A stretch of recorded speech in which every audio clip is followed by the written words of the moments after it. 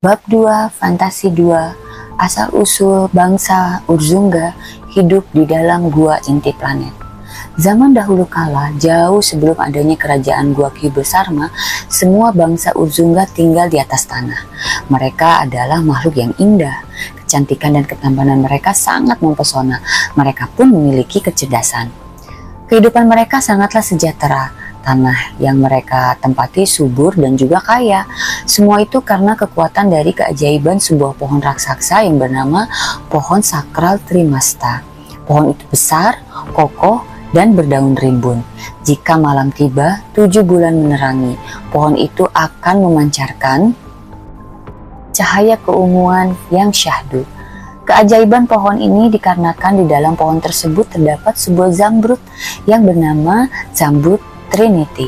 Zamrud Trinity inilah yang membuat pohon sakral Trimasta memiliki kekuatan gaibnya. Akarnya yang penembus tanah membuat apapun yang ada di tanah ini menjadi subur dan memiliki keajaiban di dalamnya. Tapi bangsa Urzunga ini lama-kelamaan menjadi terbagi dua kubu. Mereka yang percaya pada Dukan dan yang tidak percaya pada Dukan. Satu kubu merasa hidupnya sudah cukup sejahtera dan merasa makmur hidup di tanah itu. Mereka dipimpin oleh Dukan. Tapi satu kubu lagi yang tidak mempercayai Dukan merasa kekuatan alam yang mereka miliki seharusnya bisa untuk menguasai dunia. Mereka ingin memperluas wilayah kekuasaan dan menjajah tanah-tanah lain. Maka karena perbedaan pemikiran itu timbullah pertikaian antara bangsa Urzunga yang mengikuti Dukan dan tidak mempercayai Dukan. Bangsa Urzunga yang tidak mempercayai Dukan, mereka ingin mengambil Zamrud Trinity dari dalam pohon sakral Trimasta. Mereka percaya bisa menggunakan kekuatannya untuk menaklukkan dunia. Maka bangsa Urzunga yang mengikuti Dukan mempertahankan agar Zamrud Trinity tetap di tempatnya seharusnya berada, yaitu di pohon sakral Trimasta. Tapi sayang, jumlah bangsa Urzunga yang tidak percaya Dukan jumlahnya lebih banyak, dan mereka dengan kejamnya menebang pohon sakral Trimasta dengan kekuatan mereka. Meskipun Dukan pada saat itu telah memperingatkan mereka, tapi mereka tidak peduli. Dukan pada saat itu mengatakan bahwa akan terjadi bencana jika mereka mengambil Zamrud Trinity dari inangnya, tapi mereka tetap yakin pada keyakinannya. Akhirnya yang ditakutkan pun terjadi. Salah satu pemimpin bangsa Urzunga yang tidak mempercayai Dukan dengan kekuatannya mencabut Zamrud Trinity itu. Maka terpisahlah Zamrud Trinity itu dari inangnya pohon sakral Trimasta. Kehilangan energinya dan mati. Daun-daunnya berguguran dan akarnya tak lagi memiliki kekuatan. Tapi tiba-tiba dari pohon sakral Trimasta yang mati itu mengeluarkan bayangan keunguan berbentuk sesosok makhluk halus. Dia adalah arwah aura Trimasta. Dia mengatakan, makhluk yang tidak tahu terima kasih, keserakahan kalian akan menghancurkan diri kalian sendiri. Kalian kutuk selamanya. Maka setelah itu bangsa Urzunga yang tidak mempercayai Dukan mengeluarkan cahaya merah dari dalam tubuhnya, dan tiba-tiba suara ledakan menggelegar. Dan Zamrud Trinity terbelahlah menjadi 3 pecahan. 1 pecahan tertancap ke dasar tanah dan 2 pecahan lagi menyebar ke langit entah kemana. Bangsa Urzunga yang tidak mempercayai Dukan, mereka tiba-tiba berubah bentuk menjadi makhluk-makhluk yang menyeramkan. Badan mereka menjadi besar dan berbulu, bergigi taring, dan tangan mereka berubah menjadi cakar-cakar yang tajam. Dan mereka menjadi makhluk setengah binatang seutuhnya, dan mereka kehilangan kecerdasannya. Mereka telah dikutuk oleh arwah aura Trimasta. Mereka pun berlari ke arah hutan, tak akan pernah lagi kembali ke bentuknya semula, baik siang maupun malam, dan hidup seperti binatang. Mereka kini dikenal sebagai bangsa primitif Urzunga.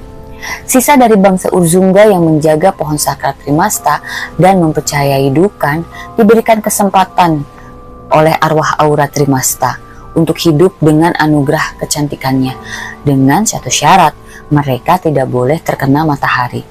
Jika mereka terkena matahari, maka wujud mereka akan sama dengan bangsa primitif Urzunga yang sudah dikutuk seutuhnya, yaitu seperti binatang buas yang menyeramkan. Tetapi ketika malam hari, jika 7 bulan bersinar, mereka bisa kembali dengan wujud kecantikan dan ketampanan seperti semula.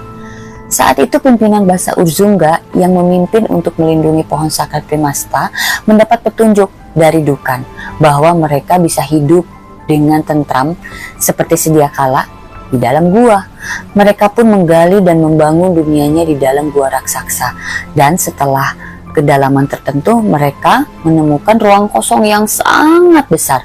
Di dasar guanya tertancap satu belahan dari Zamrud Trinity, dan muncullah tunas pohon dari jatuhnya pecahan Zamrud Trinity itu. Maka sejak saat itu mereka tidak lagi keluar melihat luasnya langit dan panasnya matahari. Mereka memutuskan untuk hidup di dalam gua tanpa keluar dari gua lagi. Dan mereka mendirikan sebuah kerajaan yang diberi nama Kerajaan Gua Kyber Sarma. Dengan berjalannya waktu, tunas dari belahan Zamrud Trinity tumbuh menjadi sebuah pohon di dalam gua paling dasar.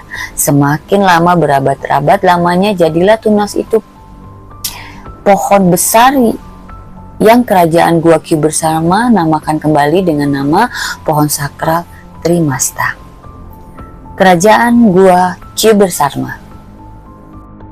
Keadaan dunia ini, langit bukanlah awan, matahari atau bulan, tapi langit-langit gua yang tinggi setinggi langit.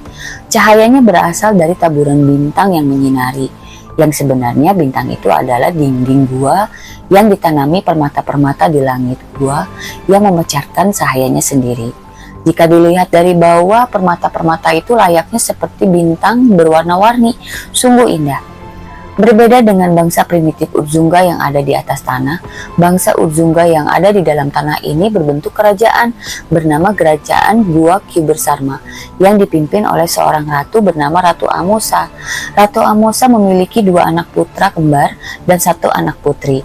Yang putra pertama bernama Pangeran Lux, yang putra kedua bernama Pangeran Wux, sedangkan putri bungsunya bernama Lady Yingrid. Lady Yingrid ditakdirkan sebagai seorang Dukan. Dukan adalah seseorang yang memiliki keahlian sihir untuk dapat membaca pikiran, menyembuhkan, meramalkan, dan dapat berkomunikasi dengan alam gaib. Kemampuan ini Lady Yingrid dapatkan semenjak dia terlahir. Keistimewaannya ini membuat Kerajaan Kyber Sarma selalu terlindungi keberadaannya.